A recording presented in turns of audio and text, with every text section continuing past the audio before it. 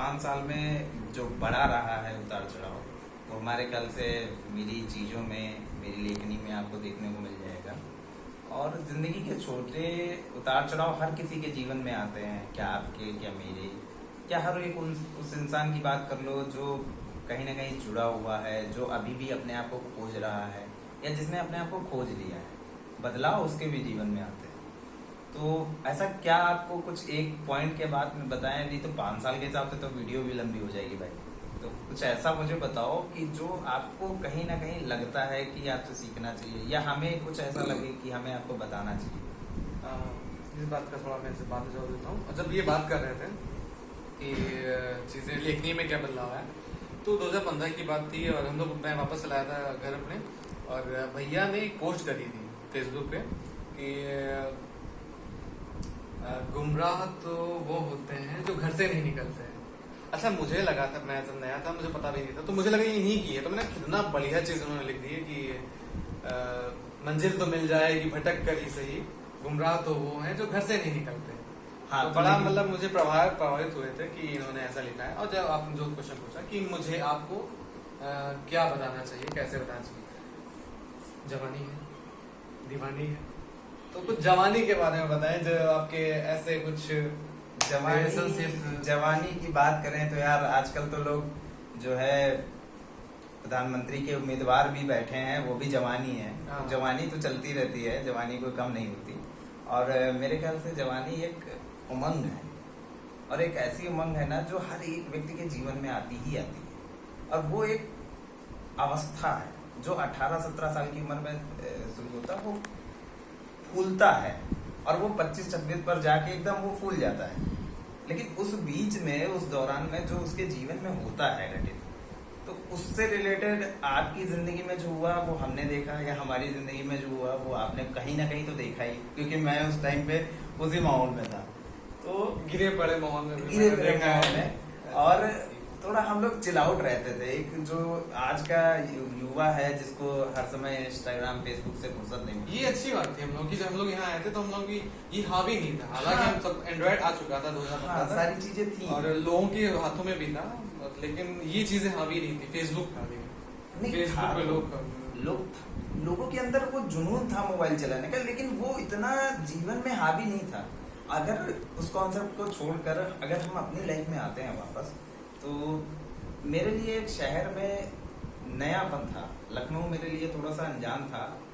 मैं बात करूं तो लखनऊ में रहते रहते आज के टाइम पे मुझे लखनऊ अपना घर लगता है, पूरा लखनऊ मुझे अपना घर लगता है। और इस शहर की मैं अगर बात करूं तो ये 100% है कि ये बिल्कुल घर जैसा है।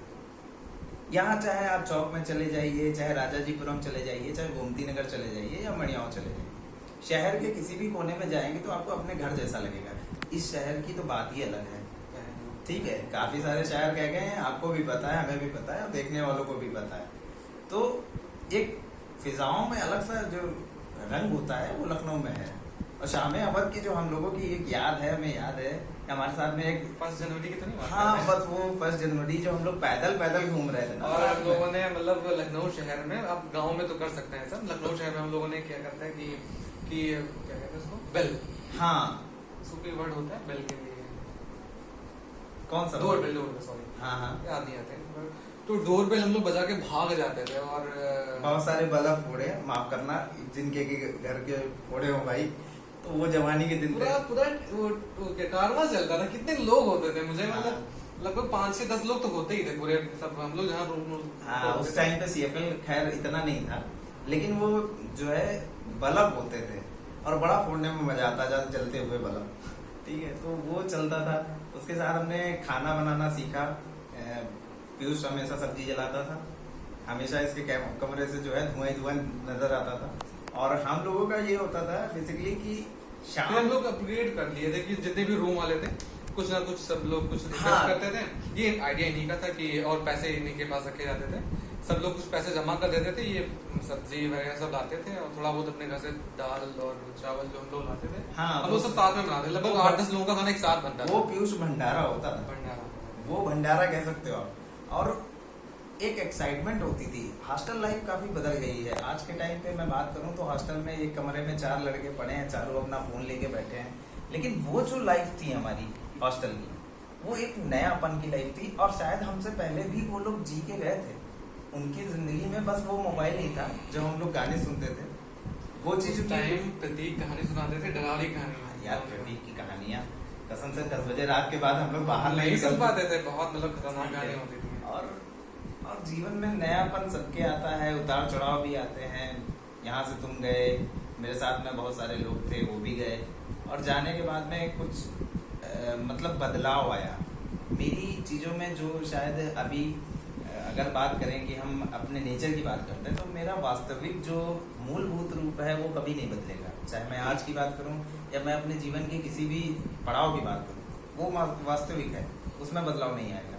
लेकिन जो बदलाव आया वो सीखने से आया, एक अनुभव जो लोगों से मुझे मिलता गया। मैंने कई सारे राइटर्स को पढ़ा है जिनके थ्रू मुझे ये पता चलता है कि अनुभव आप चाहें अगर सीखते जाएंगे अपने बेसिस पे, तो आपकी पूरी लाइफ खत्म हो जाएगी।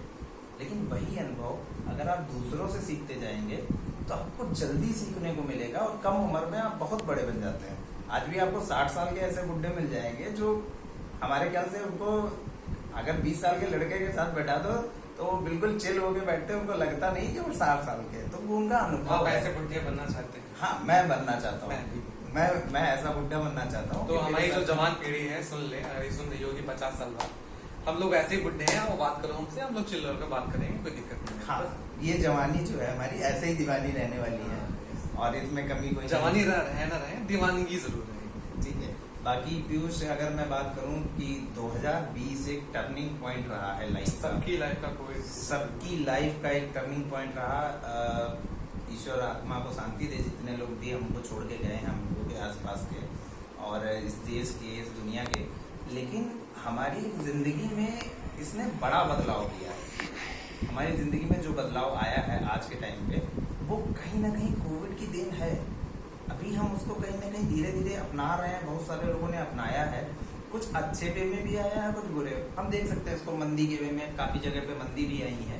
लेकिन हम इसको अपने अंदर अगर देखते हैं, हम झांकते हैं, तो जो एक अकेलापन हम कहीं नहीं पा रहे थे, आज से अगर हम 4-5 साल पहले, 10 साल पहले की बात करें, वो अकेलापन आज मिलता है। वो अकेलापन हमें आज मिल रहा है यहाँ पे। पॉजिटिव में या नेगेटिव? अकेलापन तो मतलब, अकेलापन का कहने का मतलब है खामोशी, सन्नाटा, जिसको शांति। हाँ, जो सुनने में काफी पहले जो लगता था कि इस सन्नाटे से मुझे डर लगता है। मैंने कई सारे लेखकों को पढ़ा है, बहुत सारे कवि हैं जो सन्नाटे से डरते थे। वो सन्नाटा आज आपकी लाइफ में कुछ अनुभव लेके आता है। अब मुझे अकेले में डर नहीं लगता है, सही बता रहा हूँ पीयूष। मैंने बहुत सारी किताबें पढ़ी और उस टाइम पे मैं एक एक का नाम गिनाऊं, या हो सकता है कि अपने जीवन अभी क्वेश्चन में पूछूंगा सर भैया से कि इनकी कोई फेवरेट बुक और राइटर, तो ये आप रखा रहने दीजिए, क्वेश्चन पूछा जाएगा आपसे। अच्छा, सोच लीजिए अपने कॉन्शियस या अनकॉन्शियस माइंड में, ये चलाते रहिए कि कौन कोई बुक या राइटर्स के नाम पूछे जाएंगे। मेरी जिंदगी में अगर पूछे जाएंगे, मैं ना रखो इसको पूछने में ही रख लो, तो मेरी जिंदगी में शायद मुंशी प्रेमचंद से अच्छा कोई राइटर आया नहीं। मैंने पढ़ा बहुतों को, प्रेमचंद जैसी बातें मैंने किसी की नहीं पढ़ी, जिनके अर्थ एक सटीक वे में किसी ईमानदार इंसान के लिए अलग और बेईमान इंसान के लिए अलग, ऐसा कोई राइटर मैंने अपनी लाइफ में नहीं देखा। ठीक है, मैंने पढ़ा है मुंशी प्रेमचंद को, जिन्होंने भी पढ़ा होगा, आज जानने वाले मेरे जितने भी आप लोग देख रहे हो, जिन्होंने भी पढ़ा होगा। लेकिन जो बात मुंशी प्रेमचंद की मुझे अच्छी लगी वो ये कि उनकी एक सच्चाई कहने का अंदाजा जो बयां करता है, वो कहीं ना कहीं किसी भी राइटर में मुझे दिखाई नहीं पड़ता है। तो पीयूष, हमारी जर्नी जो स्टार्ट हुई थी राइटिंग को लेके, तो उसमें उसमें याद है कि आप 15 मिनट डायरी लिखते थे, आपने मैं कहा के ऊपर लिखता- लिखी थी कविता, तो सबको सुनाई थी। मैं लिखता बचपन से था। हाँ, वो छुपा रुस्तम हो गया था काफी टाइम तक, लेकिन खुल के बाद में लिखना शुरू किया। और अगर तुम्हारी बात करूं तो मैंने तुम्हें जब सुना है पोएट्री पे, जो पोएट्री तुमने की है, उसके पहले मुझे पीयूष सच बता रहा हूँ, मजाक लगता था कि तुम जो है जो लिखते हो इसको कैसे बोलते हो, वो मुझे नहीं समझ में आता। तुम्हें स्टेज परफॉर्मेंस करते हुए देख के मुझे लगा कि हाँ, शायद अब कोई एक जो मेरे साथ का लड़का है ये कहीं बुलंदियां छुएगा, इसकी आवाज में वो गरज है, वो चीज मुझे लगी। लेकिन मतलब आपने कही भैया थैंक यू। बहुत लोग, कम ही लोग इस आवाज पे कमेंट करते हैं, गलत कमेंट कर दिए या फिर बुरे कमेंट करते तो थोड़ा सा मैं लो फील करता था। मैं लोगों से कहता हूँ कि मेरी आवाज पे अच्छे कमेंट करो, तो मैं कोशिश करता हूँ कि लोग अच्छे मिले और अच्छे कमेंट देखो, करें। पीयूष, अगर मैं बात करूं इस बारे में भी एक मुझे अनुभव है। आप एक ऐसे समाज में रहते हैं, मैं अपने आसपास की बात करता हूँ। हमारे सारे आसपास घर एक जैसे तो होते नहीं, है ना। किसी का बड़ा, किसी का छोटा, किसी का बना, किसी का अनबना। लेकिन जो कमेंट्स की बात करते हो आप, तो वो कहीं ना कहीं उसी तरीके में सुन लो, इग्नोर कर दो यार। कोई तुमको अगर तुच्छ कहता है तो वो कहीं ना कहीं खुद है, वो देखने का नजरिया है। मैं तो दुनिया को यही कहता हूँ कि जो इंसान जैसा मुझे देखेगा उसको हम वैसे ही दिखेंगे। चाहे मैं अपनी बात करूँ, चाहे आप किसी भी चीज को पढ़ते हैं या आप किसी भी अच्छे कॉन्सेप्ट पे जाते हैं, धार्मिक किताबें पढ़ते हैं, वहाँ भी ईश्वर यही कहता है कि आपको देखने का नजरिया अलग होता है। पानी लिया। ठीक है, तो हम अपने ऑडियंस से रुखसत लेना चाहेंगे, और ये हम लोग की बातें तो रात भर शायद चल जाए, क्योंकि काफी दिन के बाद हम लोग की मुलाकात हुई है। और इसी तथ्य के साथ हम लोग अपनी जो वार्तालाप है उसको समाप्ति की ओर, जो वीडियो रिकॉर्ड हो रही थी उसको समाप्त की ओर ले जाते हैं। वार्तालाप तो चलती रहेंगी, और अंतिम शब्द के रूप में मैं भैया से कुछ पंक्तियां उनकी लिखी हुई या उनकी फेवरेट राइटर की, जो ऐसी भी आपकी मन में हो, अच्छी हो, इच्छा हो, जो आपको याद आ रही है। मेरी अगर मैं लिखी बात करूं तो शायद मैं अपनी चीजों को लिख के कभी बार में पढ़ता नहीं हूँ, और मैं सोचता हूँ ये शायद नहीं, ऐसा कुछ नहीं है पीयूष। ये एक कॉन्सेप्ट होता है कि खुद को कभी ढूंढना नहीं चाहिए। जब आप अपने आप को पा लें तो आपको छोड़ना चाहिए। आप अपनी छाप छोड़ते हैं। कितने लोग हैं जो अपने पैरों पे चलते हैं, बनाए हुए रेत पे पैर, कितने लोग हैं जो आपके पैरों पे चलेंगे? नहीं, हम अपनी छाप छोड़ते हैं। कल समय के साथ में अगर कोई उस पर चलना चाहे तो वो उसकी मर्जी है। लेकिन आज के टाइम पे मैं बात करना चाहूँगा तो मैं फ्यूचर की बात करना चाहूँगा कि जो चीज़ें हमारे साथ में हुई हैं या जो हो रही हैं, उनमें हम अपना कल देखते हैं। तो एक लेखक जो एक आधारभूत इकाई है समाज में, और हमारे पीयूष जैसे और बहुत सारे भाई हमारे जो देखने वाले हैं, तो इनको एक मुकाम, एक प्लेटफॉर्म की आवश्यकता है बहुत अच्छे, जो कहीं ना कहीं इंस्टाग्राम वाले जो रील वाले लेके जाते हैं। मुझे लगता है कि शायद वो अपनी ज़िंदगी के वो 15 सेकंड में आप कुछ नहीं जान पाते हैं। मैं चाहता हूँ कि इनके लिए एक ऐसा प्लेटफॉर्म होना चाहिए जो लोगों की नज़रों में आए। शायद समाज को बदलने के लिए बहुत ज़रूरत है, और उससे ही समाज का बदलाव निश्चित है।